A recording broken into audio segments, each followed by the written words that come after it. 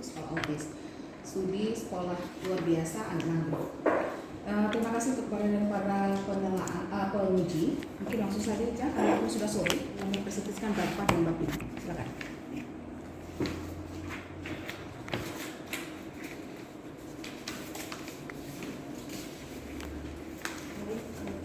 Ini saya akan mempresentasikan hasil skripsi saya. Yang pertama adalah metode penelitian.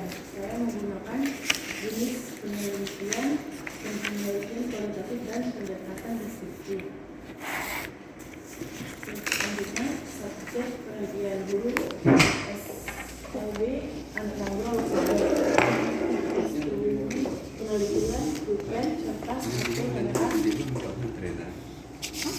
dan observasi penanganan hasil penelitiannya komunikasi seperti yang digunakan saat komunikasi dengan anak autis, berkomunikasi pada saat ada masalah anak autis yang tidak mau bersosialisasi, cara menenangkan anak autis pada saat rasa sedih atau suka marah-marah tanpa alasan, metode yang digunakan untuk membuat anak autis bisa menjadi fokus.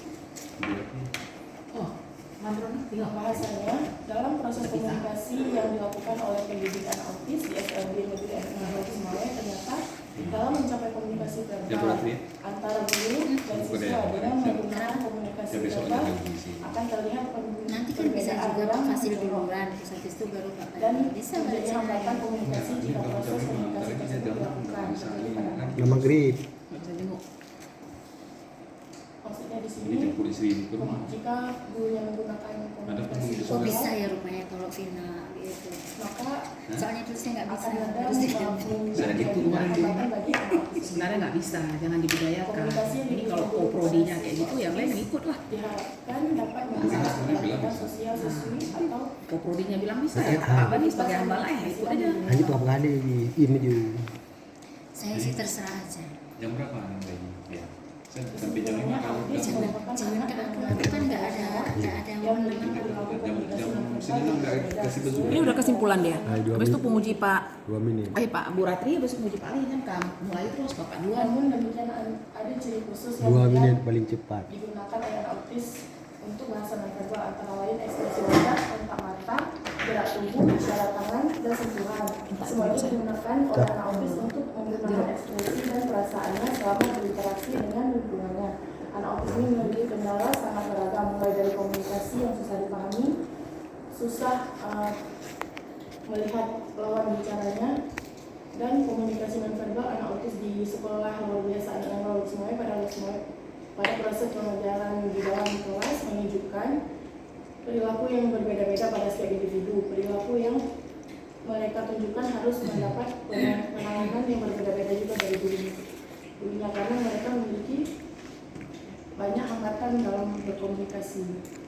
Sekian, saya kembalikan kepada Baik, terima kasih untuk sekian bicara. Langsung saja penguji pertama itu Pak Ali.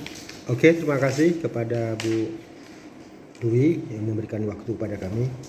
Menarik sekali pada hari ini kita sidang dengan tema komunikasi nonverbal guru di sekolah autis. Saya ingin tanyakan, autis itu ada berapa macam? autis itu ada autis ringan, ada autis berat. Kalau autis ringan itu masih bisa ditangani, Pak. Apakah mereka itu termasuk berkebutuhan khusus? Tidak berkebutuhan khusus, tapi mereka perlu perhatian lebih dari masyarakat sekitar, khususnya orang tuanya. Orang tuanya ya. Di Anak Nanggroe itu berapa orang yang anak didiknya itu autis? Saya kurang tahu, Pak. Saya nggak tanya. Nggak tanya. Kamu gimana ya? Teori apa yang kamu gunakan? Teori Simbolik mutualis. Simbolik mutualisme. Kayak teori interaksionisme simbolik. teori interaksi. Apa teori tersebut, cara kerjanya seperti apa dia? Ini mengenai pikiran agar misal teori ini mengajarkan makna yang berinteraksi satu sama lain. Mereka saling membagi makna untuk jangka waktu yang Siapa yang bertanggung jawab? Orang tua, guru, anak, itu siapa yang bertanggung jawab? Untuk penetralitas autis. Kalau kasusnya kan anak autis itu kan sebagian ada yang autis itu terjadi karena pertengkaran orang tua di depan anaknya itu bisa jadi autis juga. Nah, kalau itu kan berarti kan tanggung jawab dari orang tuanya. Oh, autis itu bukan cacat? Enggak cacat Pak. Normal gitu? Normal, tapi mereka ada kelainan yang namanya Pak, saya enggak cacat mereka. Gejala-gejala mereka seperti apa? Banyak bergerak secara berulang-ulang. Terus mengedipkan mata. Ya, berulang-ulang. Yang enggak Besar-besar. pada tempatnya gitu Pak. Enggak kontrol. Nangis sampai tiba-tiba. Oh gitu. Apa rekomendasi Anda untuk pengelola itu? Lebih banyak ditingkatkan lagi untuk komunikasi nonverbalnya karena mereka bisa menggunakan komunikasi verbal di sekolah tersebut Pak. Jadi anak-anak autis ini banyak hambatannya. Oh, gitu. Oke, dari saya cukup. Saya serahkan kepada Ibu Dwi. Terima kasih. Lanjut saja mungkin mau penguji kedua Ibu Raffi, silakan. Oke, terima kasih.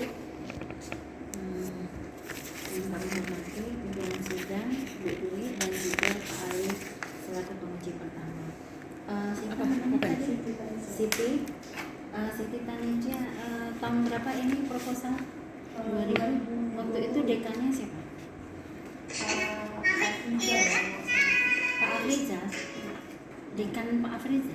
Enggak dekan kita di sini. Bukan si Pak Mauan. Ya Pak. Tapi dari Nah, Resol. 2020. Iya, ini coba dilihat di sini di kata pengantar kamu dekannya masih Pak Akmal.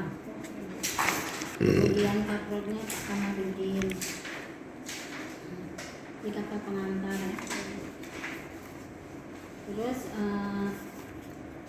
apa ininya rumusan masalahnya? Rumusan masalahnya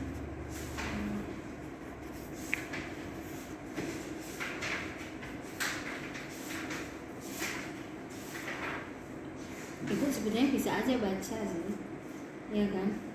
Cuma saya pengen tahu dari kamu karena ini hubungannya kan dengan hasil. Rumusan masalah hubungannya sama hasil. Apa rumusan masalah? strategi komunikasi nonverbal di Jangan sekolah sambil anak ini. autis. Terus Sakit bagaimana tapi. komunikasi nonverbal Tentunya di kalau yang guru di perlu di sekolah KTP, anak lo autis. mandiri. Apa bedanya Kan toh, rumusan bukti. masalah 1 dan 2 itu? Apa bedanya rumusan masalah 1 dan 2? Satunya strategi komunikasi nonverbal, satunya komunikasi nonverbal. Apa maksudnya? Kalau yang pertama tuh strategi gurunya untuk berkomunikasi nonverbal dengan anak tersebut. Yang kedua, Yang kedua, komunikasi nonverbal guru-guru yang ada di sekolah tersebut. apa bedanya dengan yang pertama?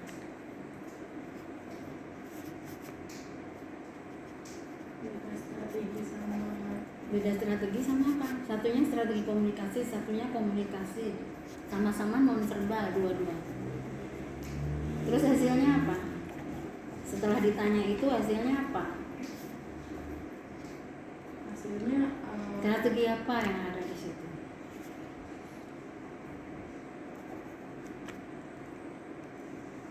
Ibu juga nggak melihat tadi kan pakai interaksi simbolik kan? Jadi pertanyaannya itu mana yang dianalisis menggunakan interaksi simbolik?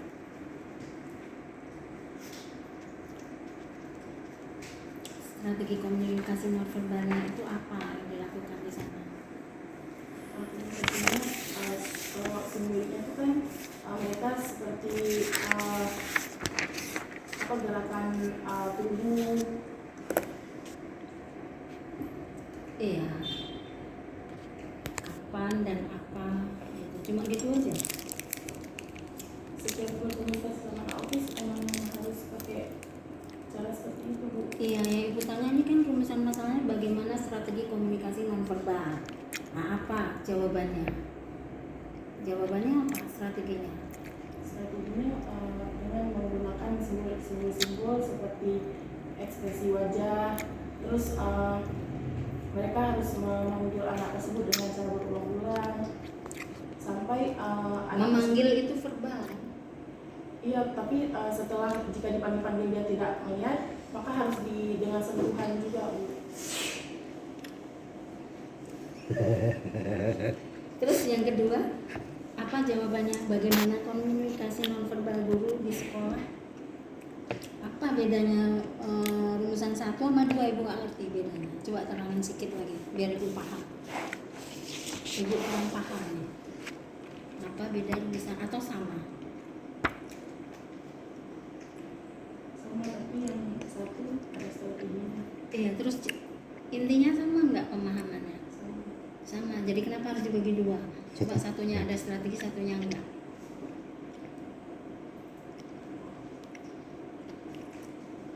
Tapi ini buat sendiri ya? Iya, dibantu sama kakak. Oh, dibantu kakak. Jangan-jangan kakaknya yang banyak nih yang bantu.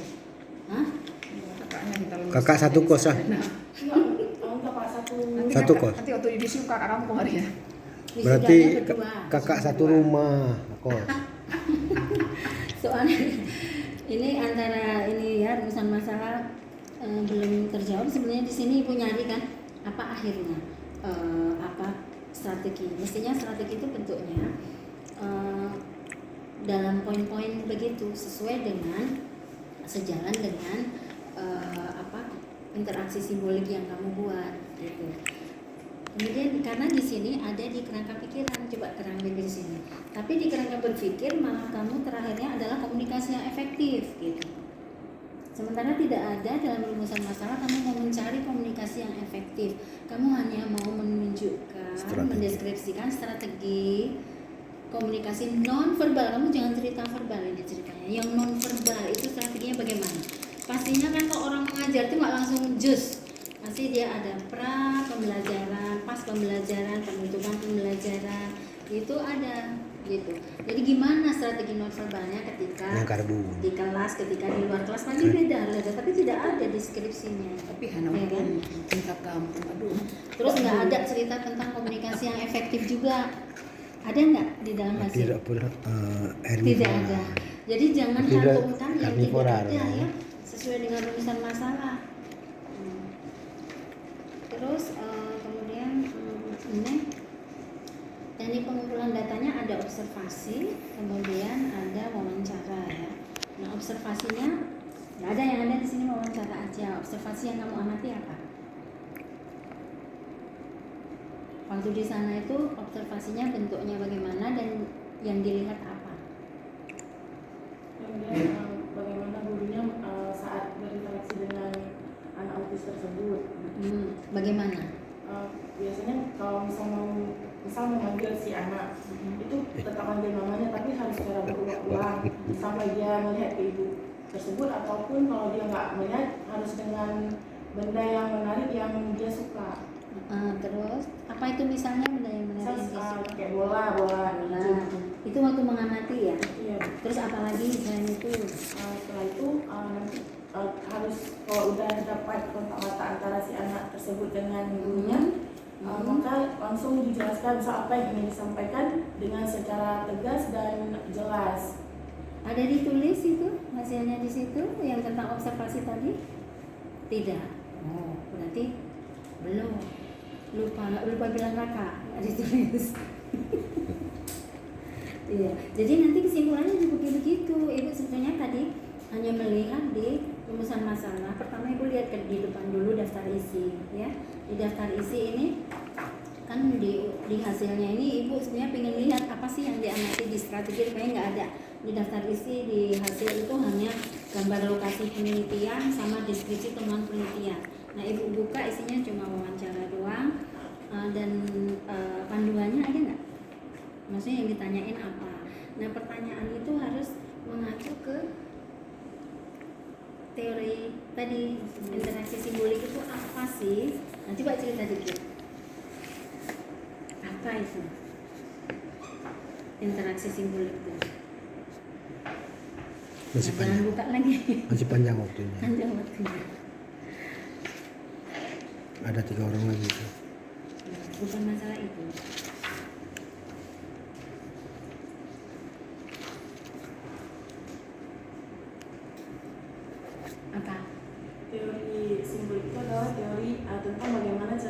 berpikir mengenai pikiran, diri, dan masyarakat. Teori ini mengajarkan bahwa ketika manusia berinteraksi satu sama lain, mereka saling membagi untuk jangka waktu. Itu simbolik kan, ini interaction simbolik. Itu simbolik tadi, simbol-simbol. Nah, ini benar nih, kayak gini. Iya. Iya. Jadi nanti hasilnya kan harus kamu kembalikan ke rumusan masalah. Nah kalau rumusan masalah 1 sama 2 itu sama ya ngapain dibagi? Terus di hasilnya juga nggak ada. Terus strateginya harus jelas, apa strateginya, ya. Nah, ini bukan cuma deskripsi dia harus manggil dan sebagainya, itu justru malah laporan dari observasi, bukan laporan dari. Nah wawancara itu juga harus berdasarkan teori kan. Terus ini ya sesuai panduan ya, nggak ada lagi persamaan sama perbedaan, itu nggak ada. Itu harus diganti, jangan cuma ngeplokin dulu proposal terus tambah bab 4 ya. Walaupun ini mungkin rombongan sudden death ya kan. Kata-kata proposal pun belum dirubah. Belum dirubah, masih proposal semua. Belum siap Belum untuk skripsi. belum siap skripsi. Memang tulisan udah skripsi tapi proposal masih ada. Iya, ininya udah Nggak bisa proposal meninggalkan udah yang skripsi. lama, Bu. Belum Tetap move on, ya. mencintai yang lama. Oke gitu aja Bu Dwi. Terima kasih Bu Rani. Kamu ada rekam ya? Ada Bu. Kenapa? Oke, kita tunggu nilai apa biar kita nilai yang satu lagi. Berarti